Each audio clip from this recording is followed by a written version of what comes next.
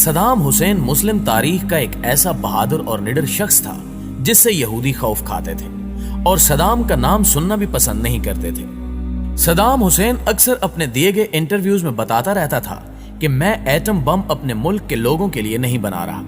بلکہ یہ میں اس لیے بنا رہا ہوں تاکہ میں یہودیوں کی نیندیں اڑا سکوں۔ ایک دفعہ صدام حسین سے متعلق اسرائیل کے وزیر دفاع نے کہا تھا کہ یہ ایک پاگل شخص ہے جسے نہ تو اپنی فکر ہے اور نہ ہی لوگوں کی۔ صدام حسین کفار کی آنکھ میں آنکھ ملا کر بات کرنے کا عادی تھا، اور جب بھی کوئی یہودی صدام حسین کو سازش کا حصہ بنانا چاہتا تو اسے ہمیشہ ہی منہ کی کھانی پڑتی۔ دوستو، یہی وہ حکمران تھا جو ایک خاتون کی فریاد پر اسرائیل پر چڑھ دوڑا تھا اور اسرائیل کے دارالحکومت پر 40 میزائل داغ دیے تھے۔ ہوا کچھ یوں تھا کہ ایک دفعہ صدام حسین کی لائیو کانفرنس چل رہی تھی کہ اچانک ایک چیختی چلاتی ہوئی عورت اس کے سامنے آ کر کھڑی ہوئی اور صدام حسین کو سخت الفاظ میں مخاطب کرتے ہوئے کہا کہ اسرائیلی فوجیوں نے میری بیٹی کو ریپ کا نشانہ بنا کر قتل کر دیا ہے اور تمہیں یہاں کوئی فکر نہیں ہے، تم عیش و آرام کی زندگی بسر کر رہے ہو اور ادھر ہم پر مظالم کے پہاڑ توڑے جا رہے ہیں۔ اس عورت نے مزید کہا کہ روزانہ ہمارے گھروں سے اسرائیلی فوجی ہم سب کی آنکھوں کے سامنے ہماری بہنوں اور بیٹیوں کو اغوا کر کے لے جاتے ہیں، جن کو بعد میں قتل کر کے پھینک دیا جاتا ہے، اور ہمارے چھوٹے چھوٹے بچوں کو سڑکوں پر گھسیٹ گھسیٹ کر مار دیا جاتا ہے۔ کیا تمہیں ان عورتوں، بوڑھوں اور بچوں کی چیخیں سنائی نہیں دیتی جو روزانہ اسرائیلی فوجیوں کی گولیوں کا نشانہ بنتے ہیں؟ کیا تم سے ان عورتوں، بچوں اور بوڑھوں کی چیخوں کا حساب نہیں لیا جائے گا؟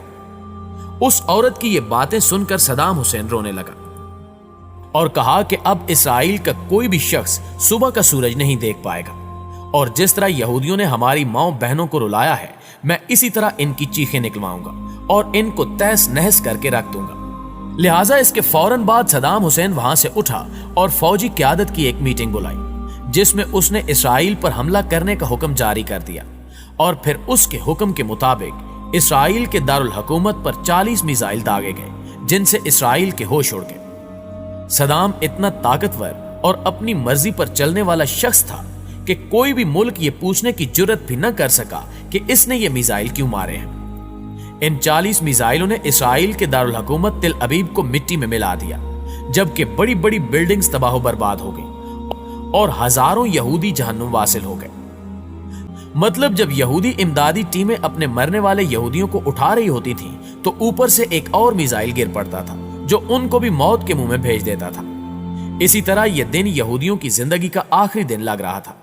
لہٰذا تمام یہودی چوہوں کی طرح اپنے اپنے گھروں میں چھپ گئے اور مرنے والے یہودیوں کی لاشیں ویسے ہی سڑکوں پر پڑی رہیں جو کتوں کی غذا بنی۔ صدام حسین کے حملوں سے لگتا تھا کہ آج کوئی ایک بھی یہودی بچ نہیں پائے گا،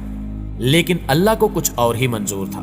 اور آخر کار کچھ یہودی ان حملوں سے بچ نکلنے میں کامیاب ہو گئے۔ مگر آج بھی یہودی صدام حسین کو ہٹلر ثانی کا نام دیتے ہیں اور صدام کا نام سنتے ہی تھر تھر کانپنے لگتے ہیں۔ ناظرین گرامی، چونکہ اب یہودی اور دیگر کفار جان چکے تھے کہ اب ہم نے عراق کو ظاہری طور پر چھیڑنے کی کوشش کی تو یہ ہماری نسلیں تباہ و برباد کر دیں گے،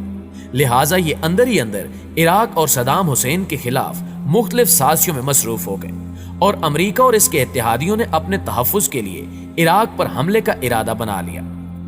اس منصوبے کو بین الاقوامی سطح پر درست ثابت کرنے کے لیے ایک بڑا کھیل کھیلا گیا، اور امریکہ، برطانیہ اور ان کے اتحادیوں نے صدر صدام حسین اور عراقی حکومتوں پر بچوں کے اسپتال پر حملہ کرنے کا الزام عائد کر دیا،